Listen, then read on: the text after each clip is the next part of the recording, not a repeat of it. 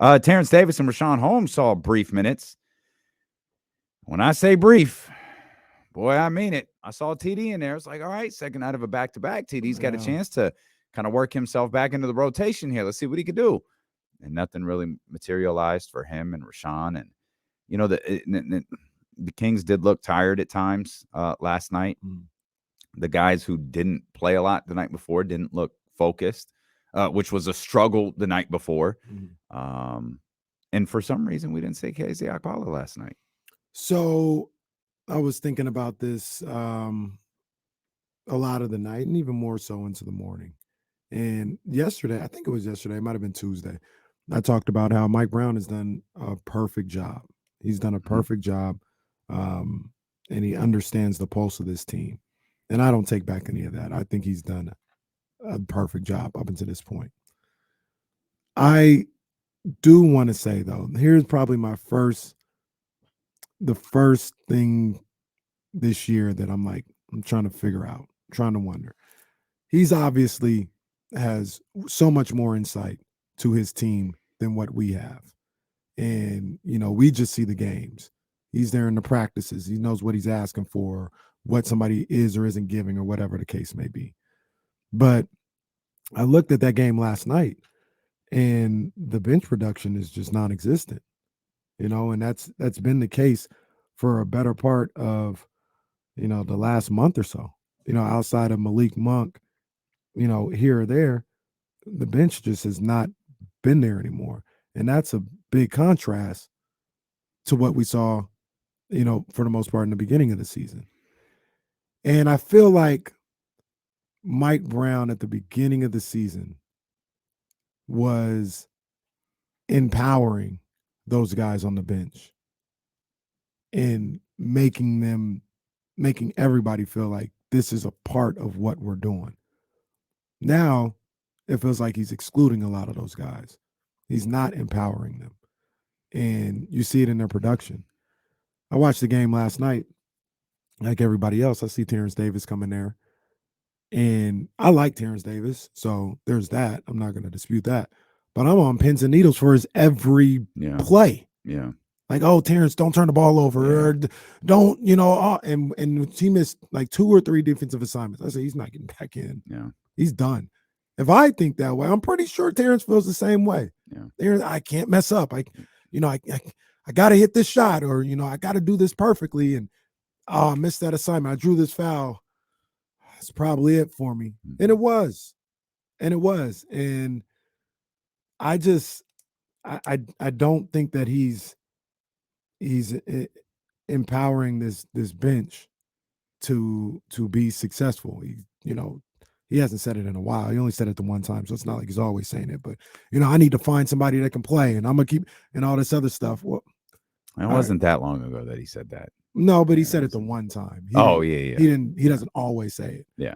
I think that was the one and only time he said it. He didn't say it before, and he certainly hasn't said it since. But I think he should go back to trying to find a way to, like I keep saying, empower this bench and go back to what was working.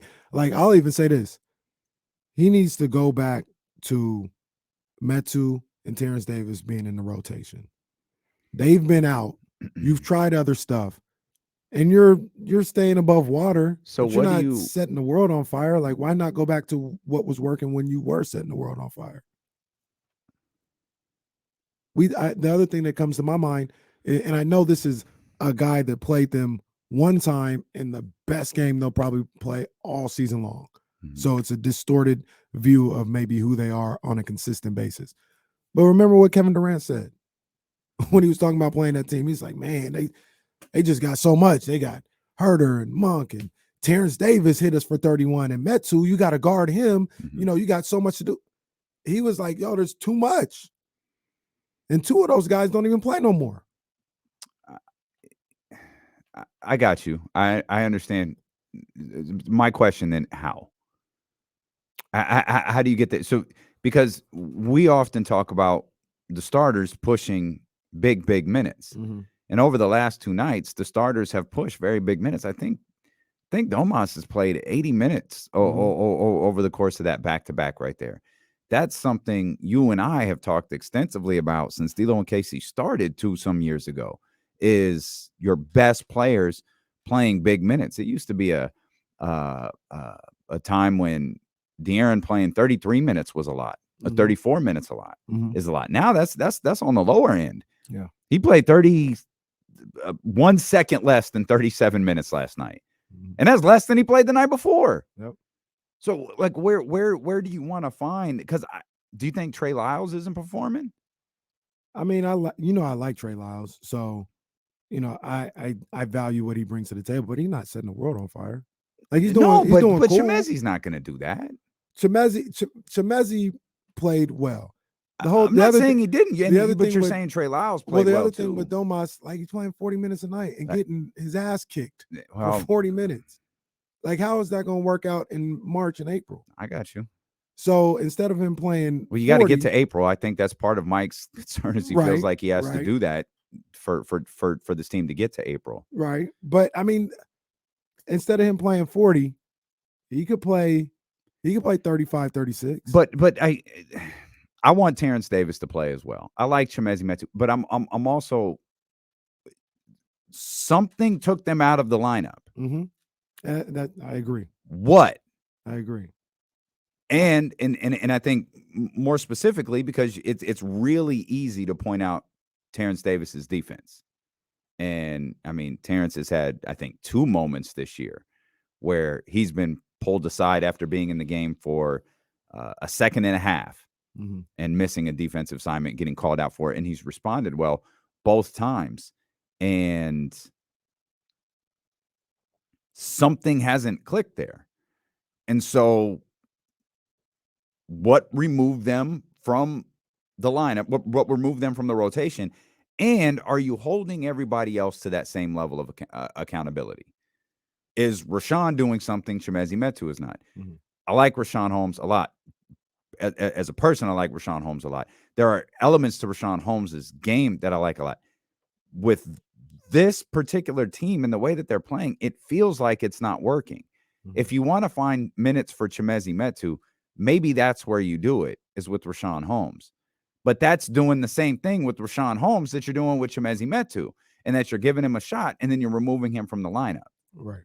It feels like he's had an extended shot at this point. With Rashawn? And it hasn't worked. Well, so did Chimezie. And it worked. So why is he out of differently than it's working now? They weren't. I feel when Chimezie was in there, they were more explosive, dynamic on the offensive end. I think that was part of the 7-game winning streak, 7 out of 10 or whatever the case may be. And Rashawn, 7 in a row. Since he's been in there, it's not his fault, or he's not like the worst player in the world, but like they're not better. They're not better. I don't think they're better. I just don't know how much better they're going to be if it's Chimezie Metu. I think Chimezie goes more to the strengths of this team than Rashawn Holmes does. And to be fair to Mike Brown, it probably is like what he's looking at with Trey Lyles. Like Trey Lyles gives them that flexibility with a stretch 4 or 5 or something like that. But you go back, I go back, you ask how do they get in? And this is a little drastic. Like I don't expect it to be like this, but we go to the Pacers game, right? 137 on the board. I didn't even go to the Nets game. Fox played 27 minutes. Keegan Murray played 26. Harrison Barnes played 26. DeMontis played 23. Kevin Huerter played 28. I'm sorry, what game is this? Pacers game. Okay. Monk played 20 minutes. TD played 17. Davion played 17. Metu played 17. KZ played 15. Now, I'm not saying TD, Chimezie, KZ should be playing 17, 15 minutes a night necessarily, but you can have them in at 9, 10 minutes a night and then filter those other minutes back to the starters. I guess the whole point of this is I think you're not like it's. I don't believe it's going to work when you only have one bench player that's going to do anything for you. I think you're romanticizing Chimezie Metu a little bit. Hey, maybe so. All I know is they took him out saying he couldn't play.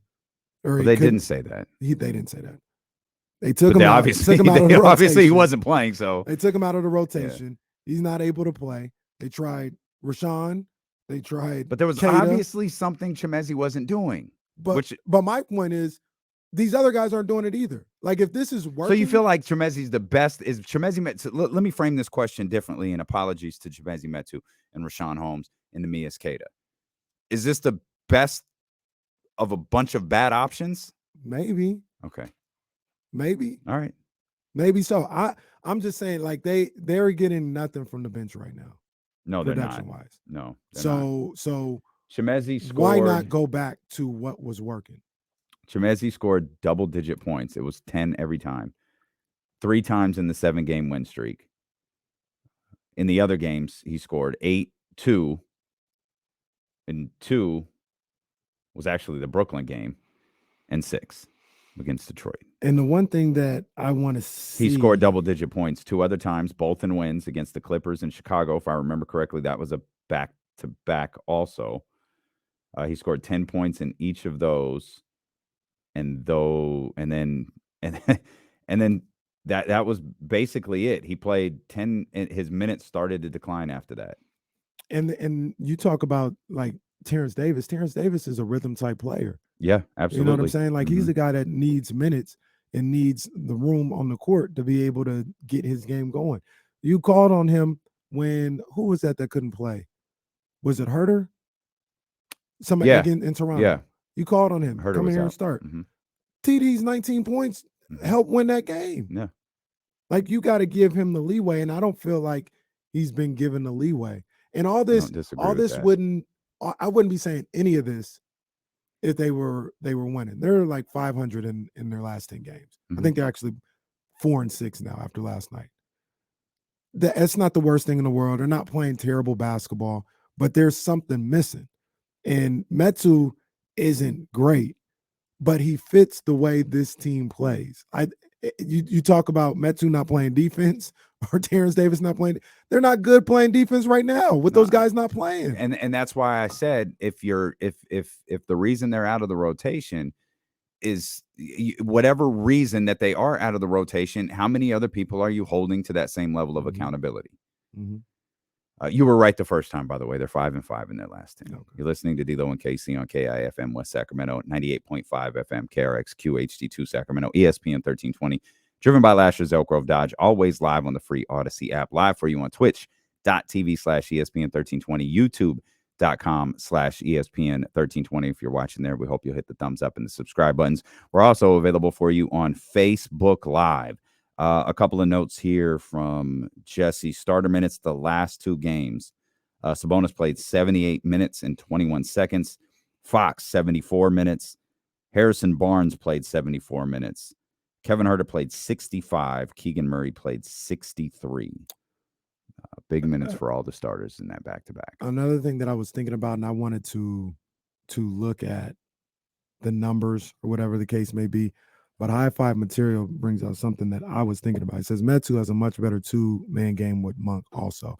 And I feel like that was the last time I can remember Chimezie playing. It's the was new against Tyrese and Rashawn. Well, yeah, no, I know where you're going. The last time I remember him Metu playing was against Chicago. Okay. And you look at Malik Monk's production since Chicago, it's been really up and down. He's gone, he had 20 points against Chicago. He's gone over 15, 1, 2, 3, 4, 5, 6 times. The Chicago game was December 4th, by the way, for those. Malik Monk has gone over 15 points 6 times since then. Before then, I mean, I can't count it in front of me, but he had a 20, he had a 20, he had a 30, he had a 27, 26, 15, 24, 15, 19. These are all the games before Chicago. And I just feel, I can't put my finger on it, but I feel like he plays better with a guy like Metu, who's a stretch guy, as opposed to a Kada or a Holmes guy. It's not to say those two are bad. I'm just saying for Malik's game, I feel like he plays a little better with him. Let's get Javier in here. 2 days in a row for Javier. Javier, my main man. 916-909-1320. What's going on, brother? How you guys doing today? Good, man. How you doing? I went to the game last night. Just observation. Just been really uh, intrigued by keeping collective information because obviously I got some confidence with this new regime. But I just don't see like it's just for Terrence Davis. If you're not gonna give him consistent minutes to get his rhythm and flow from the perimeter, he's ineffective. Like and you guys said, which is spot on. He played horrible on defense last night when I watched, but the rest of the team did too. So if you're going to hold him to the standard that you want the rest of the team to play, everyone needs to be accountable for those same standards defensively. And Rashawn, man, I don't know what happened to dude. Like he used to be good at a push shot. He used to be just I won't say a rim runner, but somebody who could block shots, make plays in the interior at the cup. He looks lost out there. Like he's not. He's scared to dribble the basketball. Like I've never. When he had Walton and Walton as the coach in Gentry, he would literally, when he gets the ball at the top of the key, he will wait 5 seconds for somebody to come and take the ball from him. It's mind-boggling. Like, dog, I know you know how to dribble. I'm not saying you got to dribble down and make a play, but it's like I don't understand why he's even in the rotation. I mean, we can smirk at that. I just don't know. Well, no, Javi, I think you're being a little extra. Like he's in an entirely different system, and Rashawn has shown signs. It's not like Rashawn forgot how to play basketball. Let's also, again, I'm a Rashawn Holmes guy, but let's also remember there's far more of his career that looks like what we're watching now than what we saw in that 2-year stretch that he had. Yeah. I mean, Rashawn's not 3 years into the league or 4 years into the league. Now, there's a lot of things, working against him at this moment. Everything that he excelled at that earned him, and he absolutely earned that $40 million contract. Everything in terms of personnel, coaching, all of that stuff is different now. And he is the best player, certainly one of the best players on this basketball team is at his position.